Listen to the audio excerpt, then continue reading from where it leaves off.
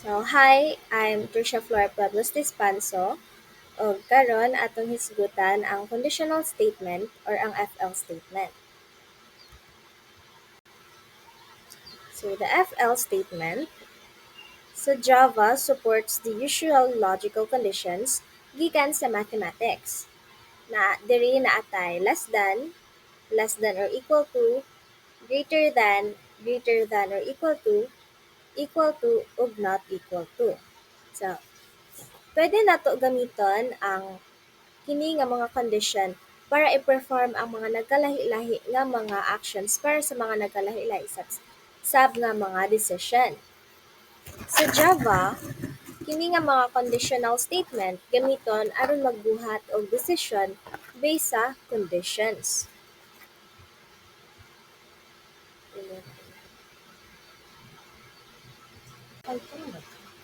Gamiton ang if kung ang condition is tinuod or true. Else, ang gamiton kung ang condition is false or bakak. Gamiton ang else if kung ang unang kondisyon dili tinuod, nya gusto pa nimo i-check ang lain nga kondisyon. Pero kung daghan kag pilianan nga mga value, pwede ka mo gamit og switch.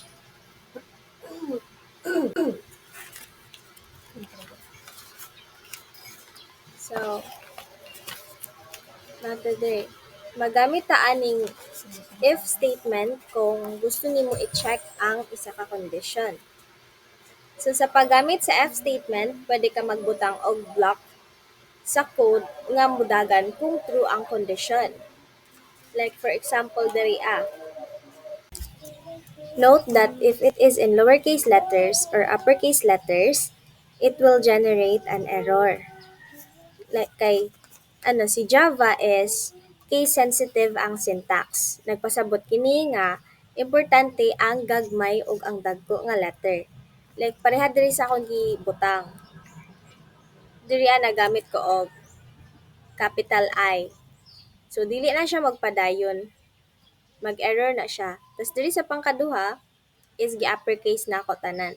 So dili gyud na siya magpadayon gyapon. So sa Java, ang if isa ka keyword nga kinahanglan isulat sa gagmay nga letter. Kung imong gamiton ang kini pareha aning naka-uppercase o naka-capital ang I, muhatag jud siya og error.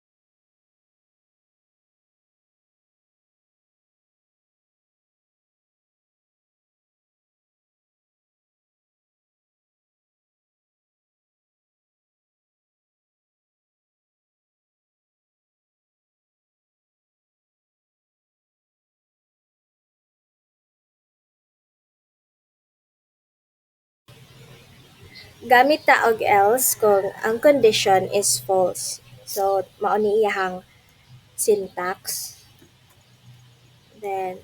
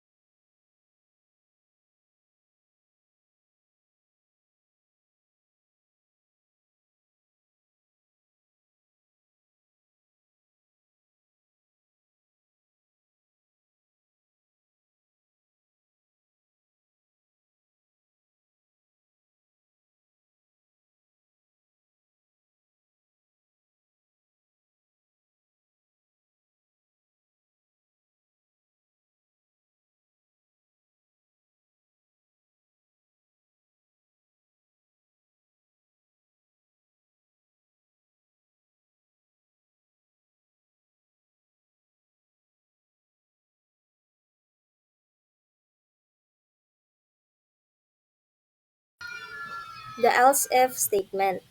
So, use else if to specify a new condition to test if the first condition is false.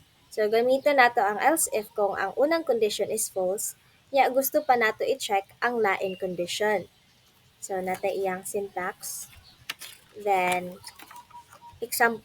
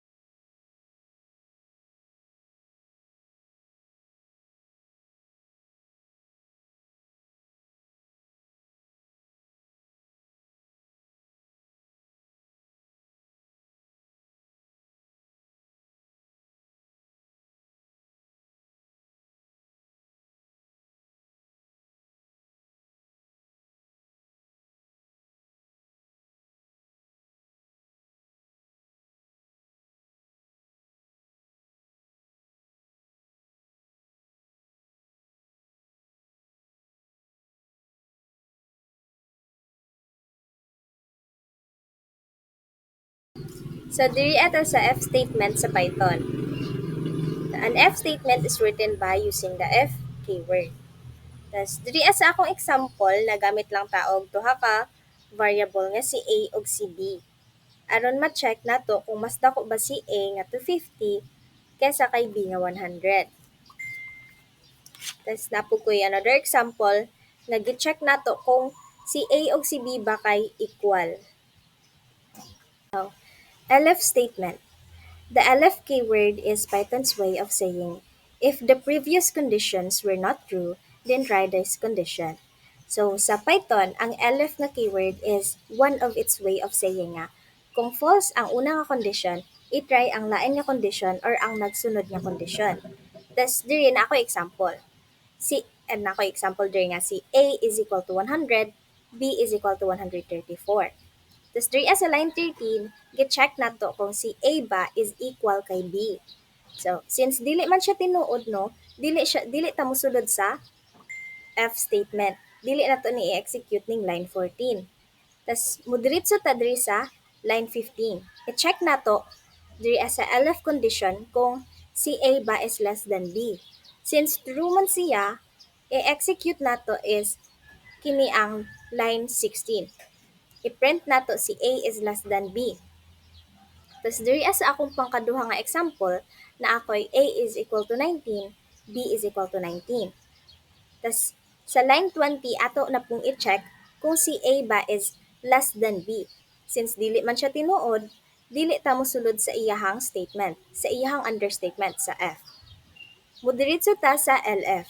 Tapos i-check nato kung si A ba is equal B. Since true man siya nga equal sila kay si A is 19, si B is 19, so kini ang atong i-execute. I-execute nato ang line 23 nga print A and B are equal. Else statement. The else keyword catches anything which isn't caught by the preceding conditions. So, ang else nga keyword sa Python, bali maoy tigsalo sa tanan situation nga wala naigo sa mga nag-una nga kondisyon. Kung false ang tanan nga kondisyon sa taas, ang sulod sa else block maoy mudagan. Kini bali ang last nga option. Kung wala na lain nga kondisyon nga true. Like, pareha sa ko example, no? Na ako'y A is equal to 150, B is equal to 69. Sa diri asa ako ang F condition, gi-check nato kung si B ba kay mas dako kaysa kay A. Since dili man siya tinuod, false man siya, dili nato na sila, dili ta mosulod sa iyahang condition. Tapos diri sa line 29, gi-check pud nato kung si A ba kay equal kay B, nya makita man nato nga dili kay si A is 150, B is 69. So dili gyapon ta mosulod niya. Mudiretso na ta sa else. Bali mao ni ang iyang pasabot nga tigsalo sa mga situation nga wala na like false ang mga kondisyon. Like last option na gyud siya.